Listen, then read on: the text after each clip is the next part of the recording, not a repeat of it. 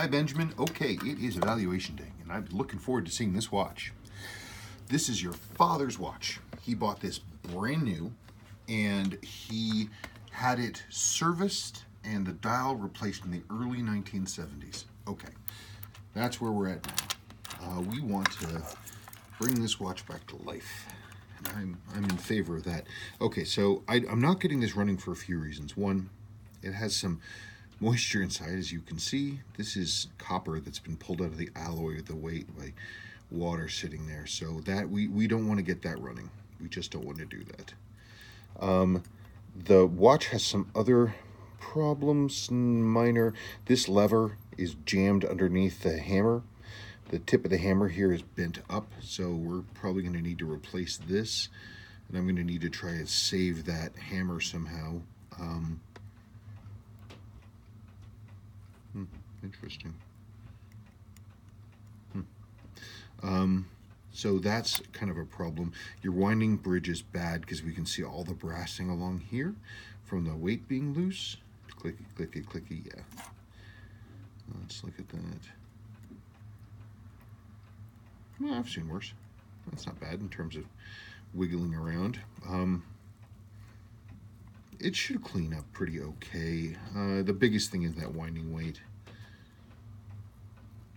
Minor corrosion here, nothing super duper major.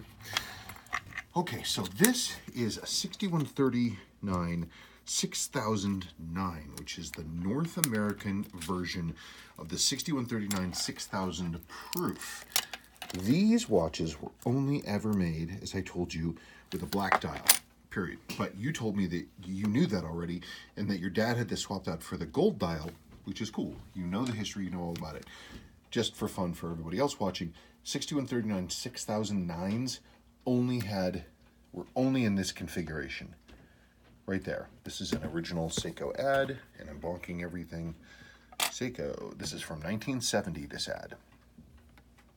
And this is the ad that proved that the 6139 6000, that the notch resist existed as a model, because you can see there's the notch case, and you can see that it says resist. Before this, and with the two-piece handle, before this, people said this model did not exist, that it was a made-up thing. I found this ad on eBay, and that put that controversy to rest forever. Nobody says that anymore. It's not having the same luck, though, with getting rid of the misinformation about Aussie Pogues. Aussie Pogues existed.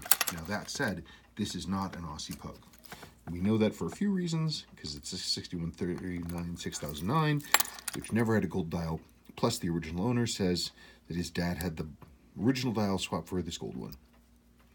So anyway, I'm not going to get this running, but once we push through and we get all this done, you're going to be amazed how nice this looks.